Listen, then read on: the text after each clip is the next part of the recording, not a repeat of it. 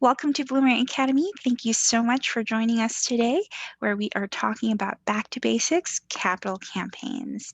Joining us today is my friend and colleague and the second half of Di Squared, or Diana Squared, Di Cox, our resident database consultant. Welcome, Di.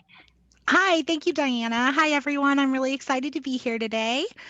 Yeah, like Diana said, we're going to be talking about the basics of capital campaigns. We have a lot of really great resources for you. And of course, we'll have question and answer time. So let me get my screen shared here and we'll get started. Awesome. And we always love having Di with us, so I'm very excited for today's class. And it looks like the screen share is good. Awesome. All right. So our agenda for today, the first thing we're going to talk about is what is a capital campaign. We'll also talk about capital campaign life cycles and touch on feasibility studies. We'll walk through some capital campaign prep. We will use some reports to build out your donor pyramid for a capital campaign. We will also talk about your board and how they fit into a capital campaign. We will talk about additional fields in Bloomerang and then tracking capital campaigns in Bloomerang, and then of course resources and questions and answers. So there are asterisks next to a couple of those. I will be showing you the reports and I will be showing you what's in Bloomerang, but we're not going to be focusing on finding prospects today, and we're not going to go into a big process talk on tracking in Bloomerang. We've have other classes where we tell you exactly what to do with that. And that's something that your data teams should be taking a look at before you get started with your capital campaign.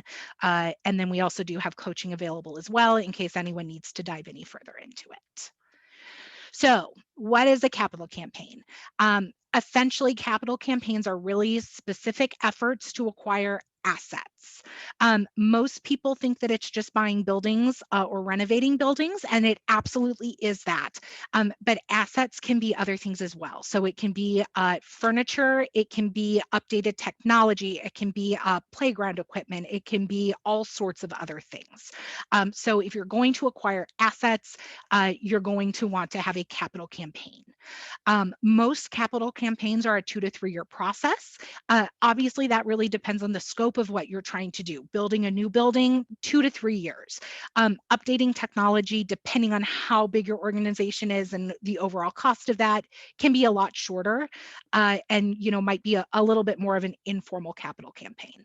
But what we're going to be focusing on today is that large scale capital campaign that you're raising funds for. So the life cycle of a capital campaign is broken down into stages. So there's the pre-planning stage. So this is where that really core team is going to be meeting. You're going to be setting out your goals. You're going to be mapping out a timeline.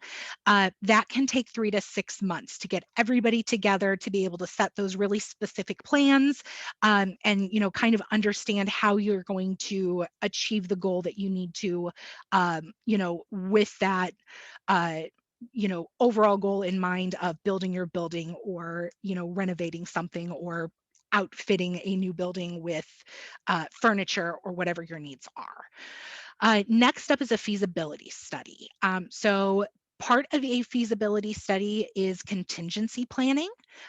So that is making sure that if you find in the study that your capital campaign as you planned isn't going to work out, that you have a backup plan. You have a plan B. Sometimes that's a modified timeline. Sometimes that means putting it off for a year or more. Just kind of depends on what the study finds. And then we'll answer this question on another slide, but part of that is working with external consultants. Should you do it? What does that look like? Next up is the campaign planning. So this is the phase where you're going to do your prospect research, make sure that you have enough people, finalize your solicitors, and you're going to develop your communication pieces. So you're going to actually, plan out everything that you want to communicate to all levels of your donors throughout the entirety of the campaign so that you're not flying by the seat of your pants when you're a little bit worn out by year 3. After that, we hit the quiet phase. So the quiet phase of the campaign is where your solicitors reach out to your top prospects, and your goal is to make up roughly half of your overall goal during this. So this group of prospects are going to be your really major donors. Your solicitors are going to be focusing specifically on that group, and your goal is to get half of what you need. Um, if you get more than that, that's fabulous. That's great. But that way, when you enter your public phase, you can already talk about the amount that you have pledged. You can already talk about the milestones that you've met, and you can get really people excited about the fact that raising this amount of money is feasible, because you're not hitting the general public with a $3 million goal. You're hitting them with $1.5 million goal.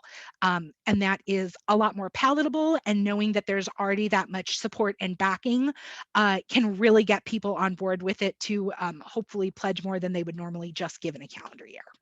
So that is the life cycle. A little bit on feasibility studies as promised.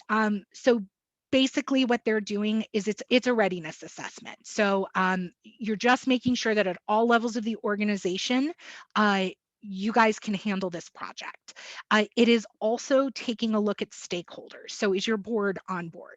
Are your major donors on board with it? Is your staff on board? So it's a full interview of internal and external stakeholders, to really see what this looks like, to really see if you can handle it, to make sure that you have appropriate strategies in place, and that all of that pre-planning that you've done has a solid direction, and you have that roadmap. And then the question on hiring an outside consultant.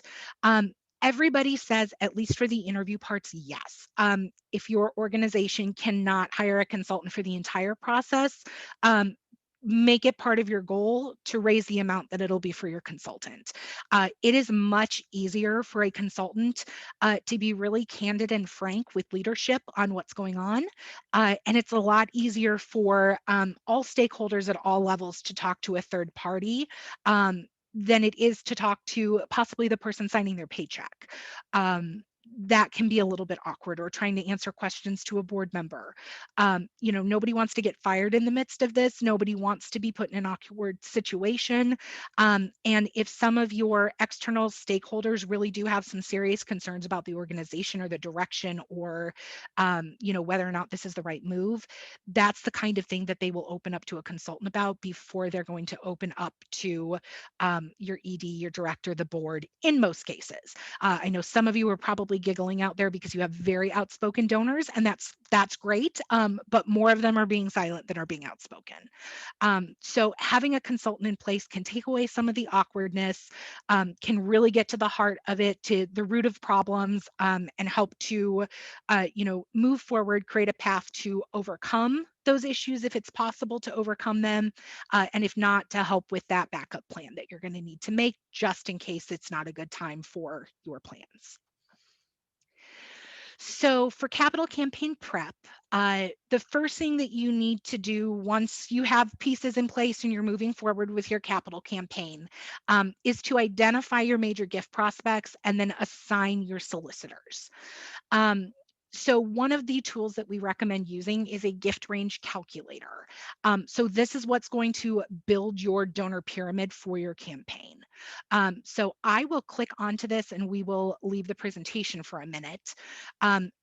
There's more than one out there. This is just a really simple example. And your target amount up here, you're going to put in whatever amount you want. So 3 million and calculate. This is going to tell you the number of gifts that you need at what ranges, the cumulative percentages of your goal, your totals, all of this, and then the number to ask to meet this goal.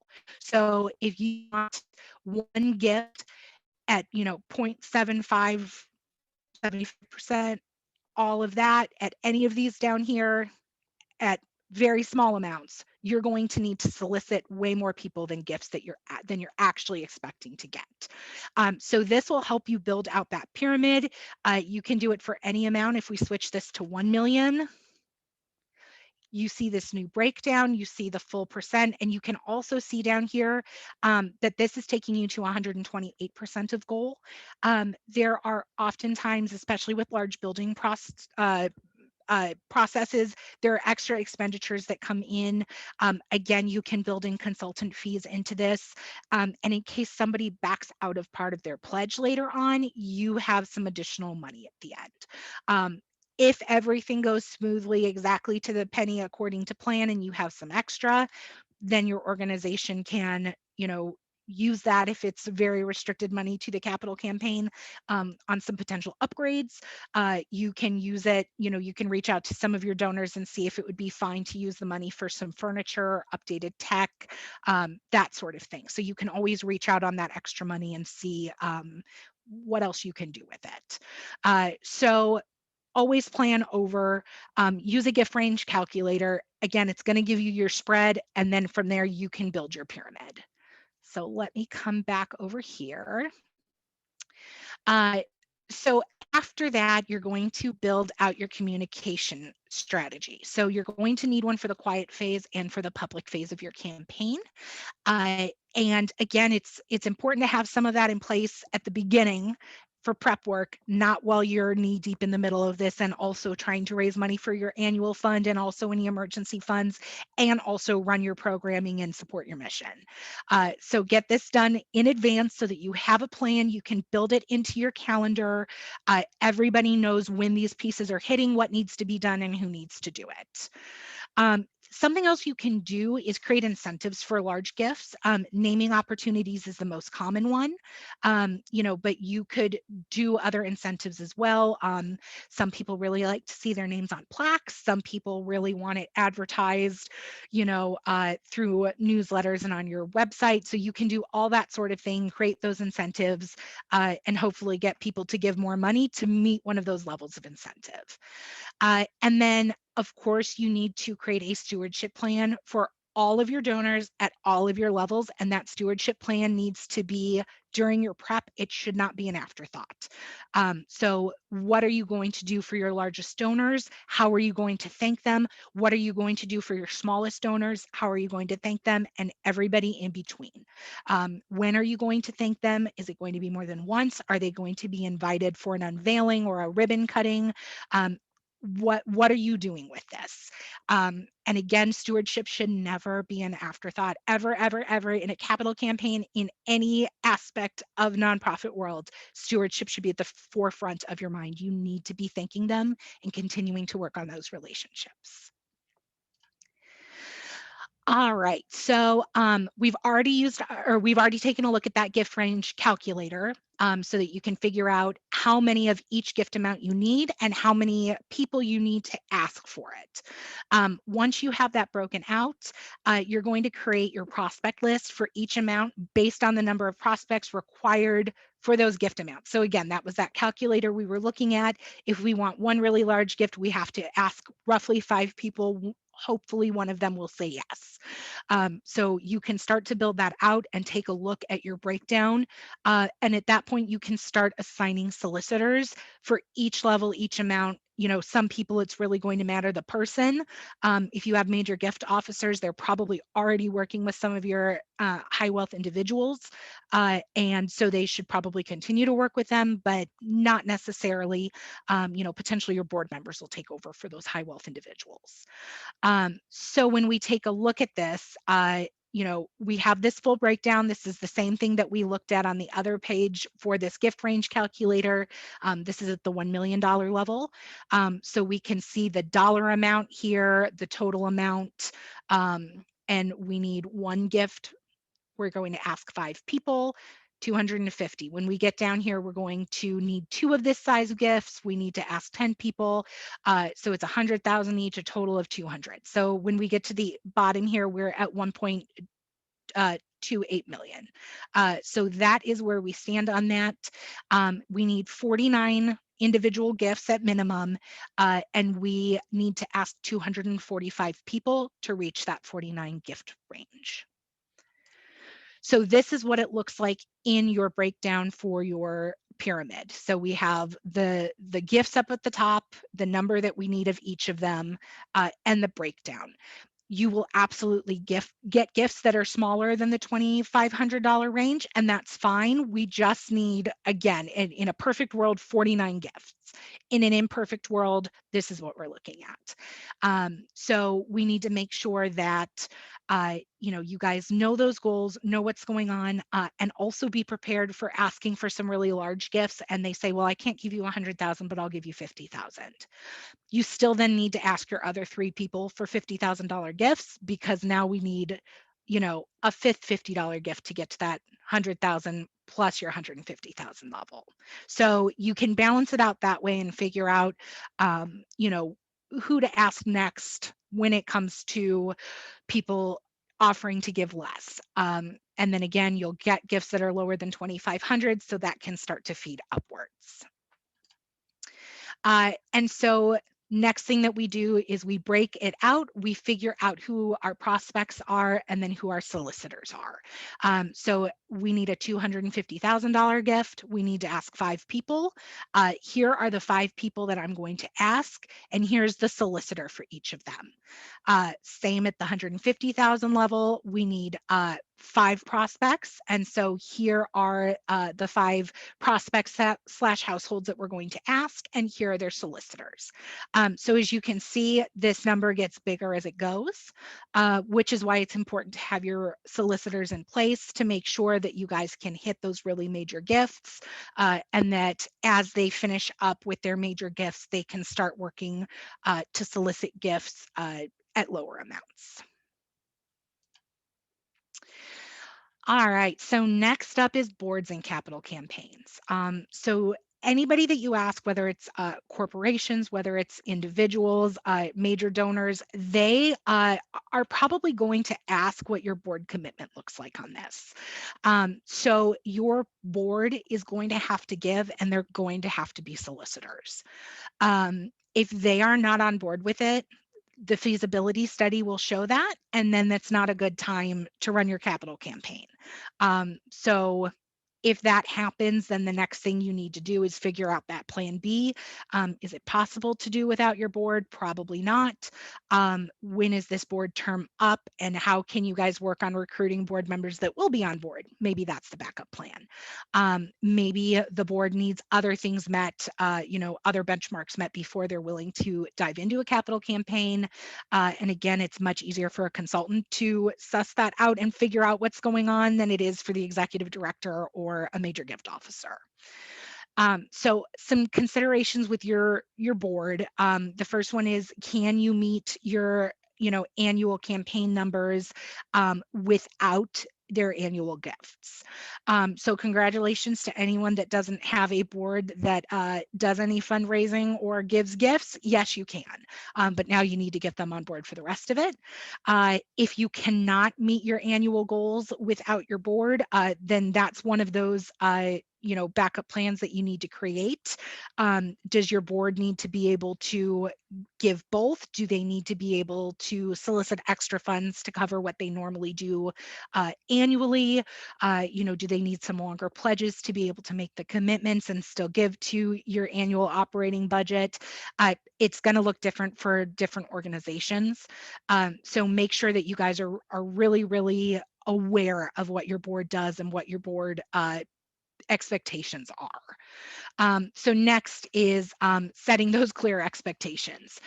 So you need to have a conversation with them. Again, your consultant can do this, but you need to figure out what percentage of your total goal they're going to meet. So you can start at 20%. It might be a tiered system. So, board leadership, president, vice president, office board members might be giving 20%, total between them, or maybe, a total of 10%.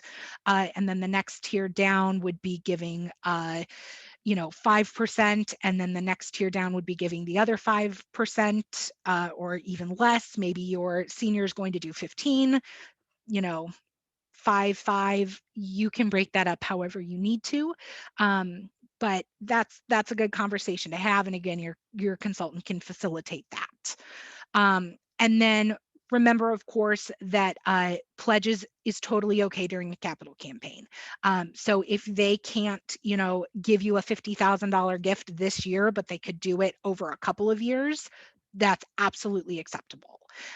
So make sure that you are aware of what their plans are, what they're giving, and that you guys have full plans to make sure that they are meeting their capital goals and also any annual goals that they have. So now in Bloomerang, in order to run your capital campaign through Bloomerang specifically, these are some fields that you're going to need. So you're going to need to create your campaign. You'll add your goal amount and your date range, and that will allow you to monitor it on the campaign bar on your dashboard. You can also create new funds. So most people, again, if you're doing a building, you would have a building fund. If you're doing technology, you would probably have a technology fund. So if you're doing more than one thing, if you're doing furniture and you're doing a building, you're going to want a fund for the building and one for furniture. Some people might say, I don't care where you use it. So you might even have a, capital unrestricted. So you can put it towards the building or towards furniture or, towards your consultant, any needs that you have. So decide what funds you're going to create and what you need. And then you're also going to create all of your appeals. So again, you already have your plan in place for communication. So you're definitely going to need a solicitor ask appeal. So your solicitors go and they ask for the money and they get the funds in. And then you're going to need to add any other appeals that you have. And then you will definitely need a transaction custom field for your capital campaign solicitor so that you can track your solicitor progress. So that's kind of a base level grouping of what you're going to need. And then regardless of what you are using, whether it's Bloomerang, another CRM software, Excel, you're going to need to be able to calculate some of these things, and therefore you need reports. So a major gift prospect report and a top donor report is how you are going to identify those prospects. There are other ways as well, but this is a good place to start. Campaign tracking. So you're going to want the campaign level progress report. And then, potentially if you have multiple funds, you're going to want fund progress reports for each one. It's really helpful to see, okay, our building fund's going great, but our furniture fund isn't. So we know we have an appeal going out in a month and a half. We need to specify furniture in that one because we're going to have this beautiful building and not be able to put any new furniture in it.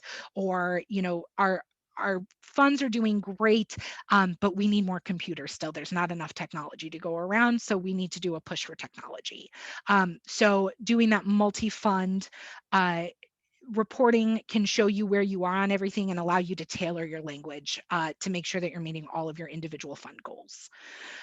Next up is solicitor progress. So you are going to want to see a task report by solicitors, and then a capital campaign moves report, which is a note report in Bloomerang, so that you can see all of the steps, what's happening with each of your prospects that are in that capital campaign moves process.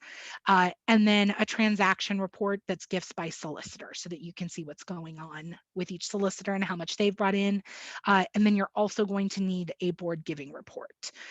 So that'll be a transaction report so that you can see that. You could also do a constituent report in Bloomerang, but it's actually easier to do a transaction and have a capital campaign board appeal so that you know what they're bringing in.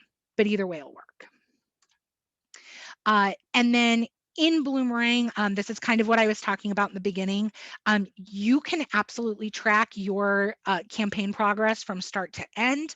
You can build out all of the custom fields that you need, and we do have an entire process in place for moves management. But again, we're not going to dive into that during this call. We have a class on identifying major gifts prospects. We have one on the major gifts moves management. And then we have classes again on using tasks in Bloomerang and also one on using donor search. So if you are going to use a wealth engine for this, donor search is already integrated into Bloomerang. There are different levels of donor search, and you can also do a batch screen, which will give you some additional information to use in Bloomerang if you decide that you need that. All right, so I am going to toggle my screen and we're going to go look in the database. All right, so this is my Star Wars training database. So there's going to be a lot of Star Wars references in here. So you can already see my campaign progress bar when we hop in here. And you can see that it is the 2021 to 2024 Veterans and Droids Recovery Center Capital Campaign. So we want to build a capital campaign specifically for veterans and droids that fought in the intergalactic wars here. So we're trying to raise 25 million. It's really expensive to build space stations, and that's what the hospital is going to be. So you can see that right now our goal is 25 million and we're at 273, 225 raised. And I wanted to point this out specifically because it says raised and it doesn't say revenue. So this campaign progress bar is going to show you the pledges. The actual revenue we've brought in is not this full amount because we have an outstanding pledge with payments left on it. But that will help you guys see how much more you need to raise, and then collecting on those pledges is kind of step 2. So when we come into settings here, we can see our campaigns, funds, and appeals. So we come into the campaign, we see this campaign here, and then we can see the goal, the start date, and the end date. When we come into funds, we can see that there is a capital campaign building fund. So we're only doing one thing here. We're not trying to outfit it. This is all inclusive for us. And then in my appeals, you can see that I have my capital campaign quiet phase solicitor asks appeal.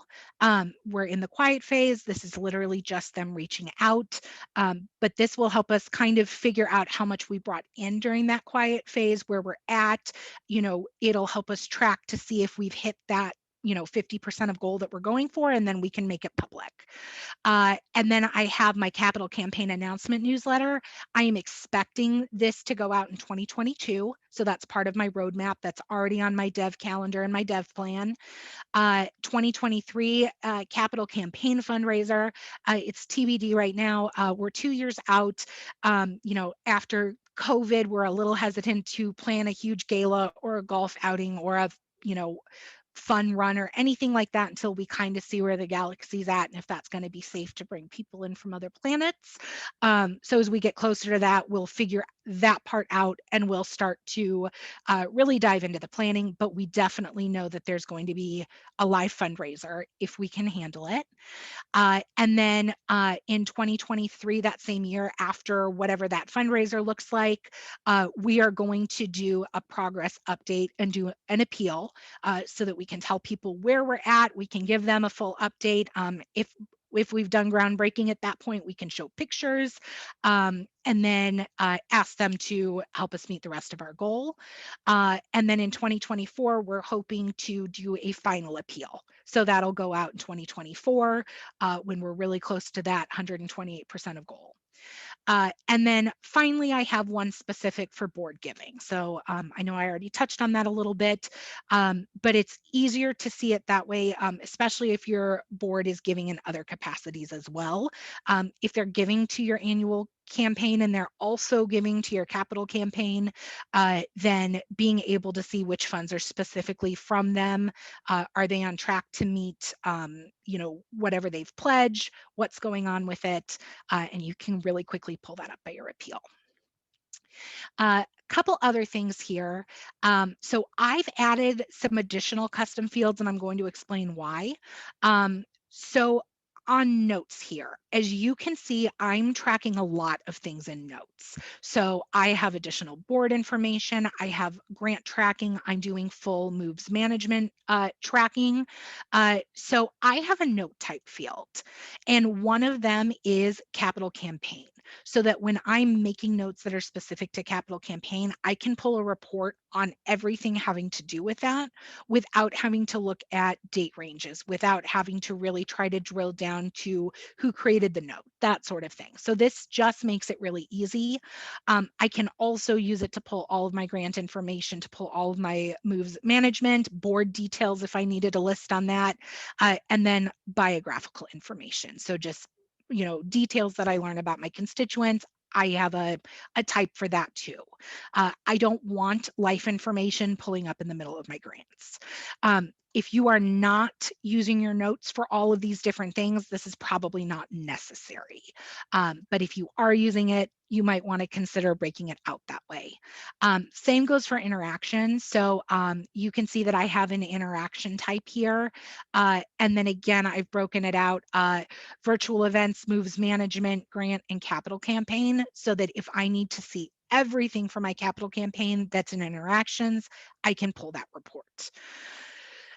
Additionally, under transaction, we have information in here on solicitor, which is for my normal prospect management fields, but then capital campaign solicitor, because again, board members or other major donors may end up becoming solicitors for the capital campaign, not just your major gift officers, not just your development staff. So I've broken that out separately so that again, I can quickly pull reports on all transactions that have come in through a solicitor. So then when I go to my reports, you can see I've been looking at my reports, and everything with a 1 here are those reports that I had mentioned on the other slide. So we can see this capital campaign board giving. I've pulled my appeal for the board giving, and then it's refreshing, and you can see that Ahsoka's given $10,000. My fund, campaign, and appeal are all there. I can check to make sure that everything is properly labeled. We're good to go. When I go into my next report, I can see this fund report. So again, I just have one. This probably isn't super helpful, but if you guys had more than one, you could either run one report and then group by the fund. So all of the gifts for each fund will break out separately. Or if you only have one, you're just going to want to take a look at what's going on there. So you can see all of the gifts that have come in from this already and the amounts, and then who has given. So the same works on that campaign level. So for me, since my fund and my campaign are exactly the same, that's not necessarily helpful. But when we look at this gifts by solicitor report, this is where it gets helpful here. So we have this quiet phase solicitor asked, and then I have my capital campaign solicitor. I have grouped by this column. And so this will show me every single gift and the amount that has come in for each person. So right now, only one of my solicitors has brought in a gift. And as you can see, they've brought in a $250,000 pledge. And I know it's a pledge because I added a revenue amount column and no payments have been made on that pledge yet. So $250,000 were pledged. We have secured that level of gift, which is great. And then those payments will start soon. So that's how you can see what that difference is between the amount listed and that revenue, and then that will coincide with your campaign progress bar to show you what's been raised. I will also mention the amount field will show things like soft credits, and the raised capital campaign bar that we have there won't. But that's fine. Getting that revenue column will be what you actually need at the end of the day. You know, just kind of making you aware of that. So matching gifts will show up on the amount. Your revenue amount will show you what actually came in dollar-wise through the door. So we can build out all of these different reports.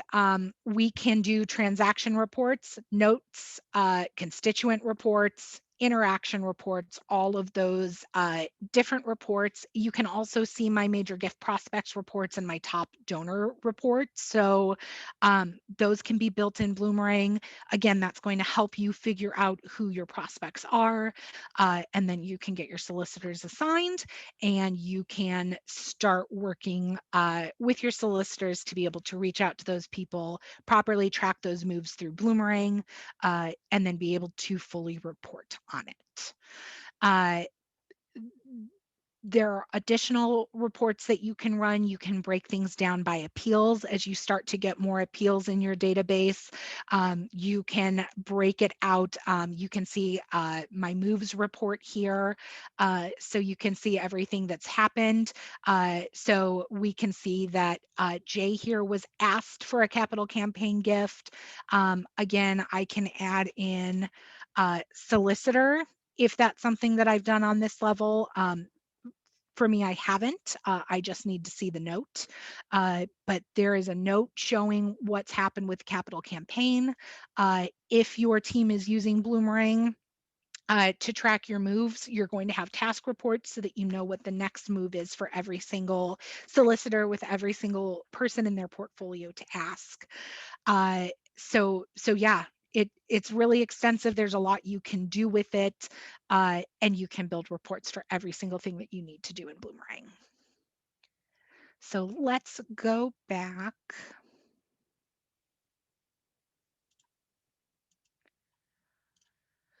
All right, so some resources here. So the first one that I have is Capital Campaign Model when you're not building a building. So that was kind of what I was talking about in the very beginning, that, if you're not building a building and you're not looking at millions of dollars, but you're trying to acquire some assets, that'll give you that model, how you can kind of scale that and make it more functional for acquiring assets that are not a building. So that's going to be a really good resource to anybody, who is really hoping for a technology upgrade, or, new furniture or anything like that in your office. We also do have a capital campaign guide. We have 5 steps to include in a capital campaign feasibility studies guide. The gift range chart isn't linked here because it's linked to other places in the slides. And then we have a link to the upcoming live academy classes. We also do have the list of the recorded academy classes, and I can link those in the slides if you guys think that would be helpful for your data entry teams, your database person, whatever you have, to be able to follow along and make sure they set everything up to be able to take your capital campaign through its moves, through its tasks, with everything else that you need. All right, and now we have time for Q&A. Thank you so much, Di. As always, lots of great information, and we have a lot of great questions from everyone as well. If we go back to the life cycle that we talked about a little earlier, is it possible for any of these stages in the life cycle to overlap or to happen simultaneously? Potentially, depending on the scope of what you're doing, how on board your board is, how quickly you can put it together. If you're doing something like a building, some of that is going to depend on like permits from your city, state, whatever you're in, county. You're going to have to put together a building team as part of this, get quotes. So there's a lot that goes into that planning stage, so that you can actually budget out your campaign. But essentially, if you have some of those details in place, you could start a feasibility study. While you're doing some of that, the interviews can be happening, and then if you're still using your consultant at that point, they can take a look at all of your like budget quotes. They can take a look at your strategies for marketing and communication. They can do all of that sort of thing. So yes, what I would not necessarily recommend is trying to overlap your quiet stage and your public stage. So making sure that you can secure that initial funding is going to be really important in your communication strategy with the general public. Awesome. And we spoke about the feasibility study earlier and the potential of hiring a consultant. Mhm. What exactly is the interview? Because we said earlier, but that both external and internal stakeholders are interviewed. What does this mean, this interview? So that'll look a little bit different depending on who's running the interviews and who's you know, and what your goal is. So again, like a building one might look a little bit different than other asset building ones. But the interview part is going to be really talking to people about if they think this is a good idea. Are they going to be willing to donate? Do they feel that your team is ready to do that? Do you think that the team is capable of putting together the strategy and all of that stuff? Do you think the building plans are sufficient for what their goals are? That sort of thing. So it could be partially, are their goals correct and in line with the organizational mission and the needs of the population you're serving? It could be about leadership. Do they have faith in the board? Do they have faith in the executive director or development director? It could also be, are the major gift officers capable of running something like this? For the external stakeholders, it's usually your top donors. Does this track in the direction that they feel the organization should be going? Will they continue to make very large gifts if this happens? So again, the questions will vary, but a lot of it is faith in the process, faith in what's happening, does it align with mission, that sort of thing.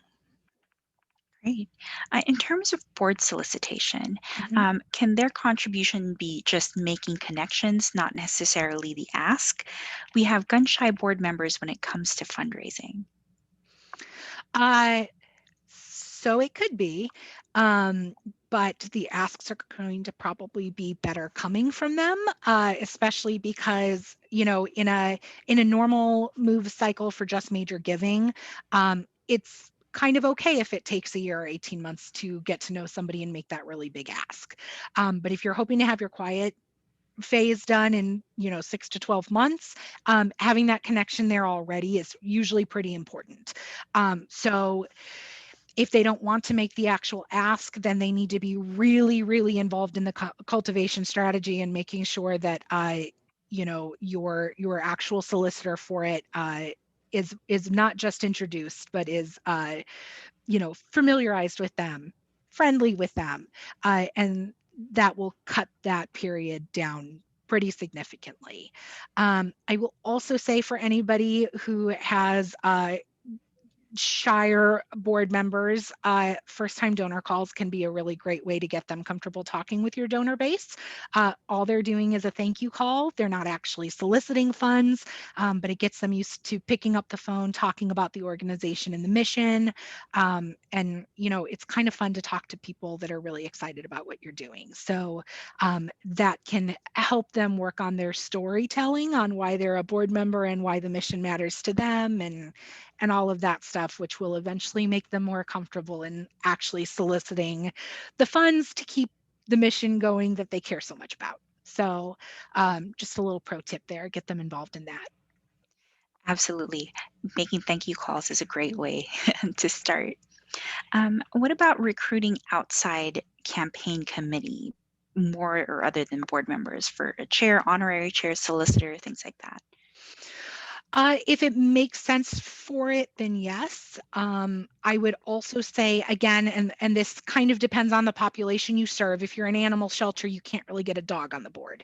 But if you are, working with people, maybe getting a member of the community that you serve as an honorary chair of the board to give their feedback, to give their input on what the needs are from their perspective could be really helpful.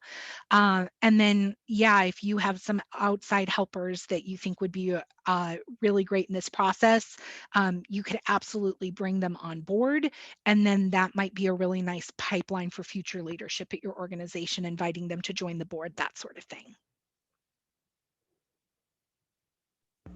Wonderful. Um, Carrie asks, we are just starting, so don't have past donors. We need to build a home first thing, so capital campaign right out of the gate. Any help advice? So I think at that point, again, some of this is just, I don't really have enough information to give specific help, but maybe, attending community meetings, so either Chamber of Commerce meetings or like town hall meetings, that kind of stuff. Get your name out there, get what you're doing out there. Um, attend volunteer events for other things in the community so that people can get to know it pretty quickly. You really have a platform at that point to talk about the need, and hope that your community kind of surrounds you and can maybe make those introductions to the people who would be able to get you that funding. Or maybe it's just a little bit more of a grassroots capital campaign, which without past donors, that's not necessarily a bad model. Wonderful. I also wanted to mention a tip from the chat that we saw. You could try a list building through donor search to try and find folks who are donors and into the work you're doing as well. Thanks for that, Absolutely. Um, Peggy says our capital campaign may have died in the pandemic as it was in the public part. Do we try to revive it or call it dead? Our donors want a building and we still need 2.5 million to now build. Any thoughts? That's a rough one. I know we're all really sick of the term unprecedented, but we don't have a model to tell us what to do next with this one. So maybe redoing to a certain extent the feasibility study might be helpful at this point. Maybe not. I really wish I had more to give you. Maybe reaching out to the board and seeing if they can work to solicit some additional funds. Yeah, it's like I say, we don't have a model for this, and I am so sorry that that happened to you. That's really heartbreaking. I think donors will understand as well if Mhm. given the circumstances, and yeah, don't be afraid to talk to your stakeholders about that situation. Can furniture, technology, feature maintenance, consultant fees, etc., simply be a given in the capital campaign, meaning all of the gifts will be unrestricted, or is it necessary to break this down and create categories for donors? As long as you are really transparent about what all is going into it, you can lump it into one. So in my model, in my database, everything was lumped into one $25 million space station. But depending on what you're doing, if people think that you need $3 million to build a building, but really what you need is 1.5 to build the building and then 1.5 to properly, outfit it with beds and technology and, a kitchen and all of that, or, you know, um, office furniture and, you're going to need a lot of private rooms. So that's a lot of extra walls going up and a lot of extra desks and a lot of extra of that kind of thing. Um, you know, being transparent is the best thing. So, you know, you already kind of assume that going into the building, that's going to be paying for raw materials and also labor. So some of that stuff is already inherent. Again, just telling them that this is all things inclusive with it, is going to be the best strategy to do it all in one. Um, how long after one capital campaign finishes should you wait to start a new one? Ooh, I would say it depends on what you did with the capital campaign the first time. So if it was just building the building and now you need to furnish it, that's okay to kind of do a secondary one. If you just built a building and now you need a second building, you probably need to wait a little bit. You got to remember that you just really tapped into your donor base. Some of them may have just come off making really bad or really big pledge payments, uh, for a couple of years. And so they may need a bit of a break for the sake of their finances. So, again, run a feasibility study on it, see see what everybody says, and if everyone's willing to give it a go again, hop back in. But again, you probably just tapped out some of your really big donors, so make sure that you're stewarding them for a bit before asking for more really big gifts. Well, we have a comment from the chat as well. Carrie says, we plan a year and a half before the end of the campaign to start working on the next one internally. Thanks for that, Carrie. I hope I'm saying that right. Robin asks, is there a formula? If so, what is it for calculating what a current or regular donor might give for a capital campaign over and above their typical annual gift? So I don't know of any calculators that do that. There probably is one somewhere. But if you're using Bloomerang, then the donor search generosity score can be really helpful with that. For example, if the engagement score with your organization is like on the lower end, but their donor search generosity score is on the higher end, then they could definitely be giving more than what they're giving. There is also on the donor search side, and I can pull this up if it would be helpful. So let me go pull that up real fast. We can also see things like their major gift likelihood and their annual giving likelihood. So if their major gift likelihood is higher, you can take a look at that. So we're going to go into Jay here. He's already on fire. Oh, and I don't have it on this database. Let me log into another database. Hold on.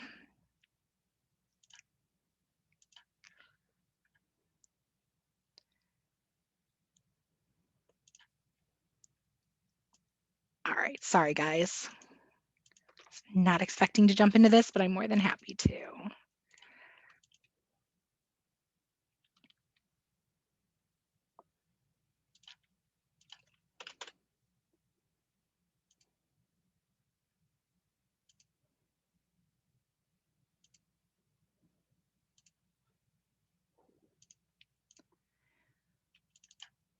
All right.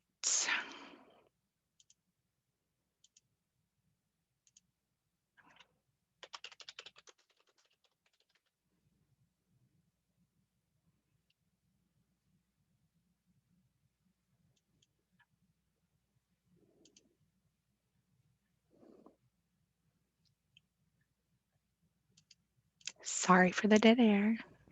No worries. While Di is pulling that up, it seems like we have a lot of questions around and suggestions around donor search. So I'm just going to go ahead and launch a poll. So if you're interested to learn more about that, we can have a member of our team reach out. If not, that's okay. But I'll just leave that up as we're waiting for that new database. My internet is being incredibly slow, so if I end up dropping off, I will be right back. No worries. We also have some people sharing in the chat as well. We have someone saying 2 to 3 times annual is usually a good industry standard, but higher engagement could go 4 to 5.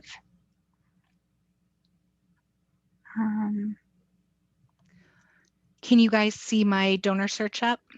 Yes. Okay. So this is that same JLove that we were looking at before. This is just in a database that has donor search. So you can see over here the major gift likelihood and the annual gift likelihood. And so he was already on fire, which means he's giving a lot, which is great. But I did want to, again, point out to you guys that donor search will give you this information. So if Jay here was only giving you annual gifts, his major give likelihood looks like it's average to above average. So he is potentially a kind of donor that would give to a capital campaign or give a major gift. So it's a really quick snapshot there. If you do the batch screen and donor search, this is information that you can pull into Bloomerang, so you can run reports on that. But you can use it without the batch screen. So I don't want everyone to think that you have to do the batch screen. Using the generosity score and your engagement level can give you a really great pool of candidates to take a look at for major gifts. And then you can use that list to come into the donor search side, poke around, make changes, take a look at it, and then make decisions based on that. Awesome. Thanks, Di. And we have Yeah. another tip in the chat. You can take a look at the gifts in donor search, and you can edit the profile as well to make sure that, yes, this is the right person that this gift is being attributed to or not, so you have more accurate information. And that information gets passed on to donor search as well, so they have better data too. We have a question here. What would be good timing, or what would be the good timing to do batch screening with donor search? Yeah, so if you are really starting to focus on major gifts, or if you are starting a capital campaign, that would be the best time to do a batch screen so that you can take a look at what's going on in your database with your constituency base. Awesome. Thank you so much, Di. It looks like that's all of our questions for now. We have about 2 minutes, so if you have a last-minute burning question, you have a little bit of time. We have another comment in the chat. Di walked us through the batch screen, and that was great. Thanks, Di. You're welcome. But yes, thank you so much, everyone, for joining us today. If you have additional questions as well that you think about after this class, please don't hesitate to reach out, and we will be happy to help. We have a question from Tom. What is the difference between the current information in donor search versus the information gained from a wealth screening? Yeah, so basically it's on the report side that matters. For example, a report that I recommend people pull if you want just a really, really simple list of major donors is your engagement, or their engagement score is either hot or on fire, and their generosity score is either hot or on fire. So that'll tell us they really like you. That's the engagement score. And then that will tell us if they have capacity and if they give, which is the generosity score. Not everybody who gives, even if they give a lot, give in large amounts, so they may not have a high major gift likelihood. So you can click into the donor search side and take a look at that, everyone who appears on your list. But if you do a batch screen, then you could say, we want everyone with that high engagement score, everyone with high generosity score, and everybody with a high major gift likelihood. So that narrows your list even further. You can also, take a look at target based on wealth is one of the things that pulls in. So you could take a look at people who have wealth capacity of $50,000 or more, or $100,000 or more.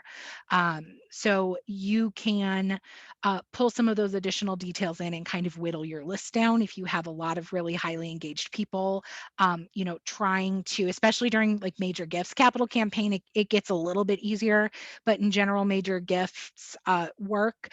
Most people don't have the staffing for a portfolio of 100 people or more. Most major gift officers really shouldn't have a giant portfolio of 100 people or more. I know it happens, but please don't do that to your major gift officers. That is a lot of effort on their part, and they're not able to give some of those high net worth donors the time and attention they deserve. Being able to pare that list down a little bit more to see who are your best candidates and who should be focused on can be easier to get through a batch screen versus clicking into 100 donor search records to pull out those 40 people that are, also high major gift likelihood and that sort of thing. Thank you so much, Di, and thank you again, everyone, for joining us today. If you're just starting with your capital campaign, we hope that this has been helpful, and we wish you luck. If this has been a good refresher for you as well, and if you've done capital campaigns before, thanks for being here, and thanks to everyone who asked such wonderful questions and shared some of their insights and experiences in the chat as well. We hope that we all of you have a lovely rest of your day, and we hope to see you in another Academy class soon. Have a great day. Bye.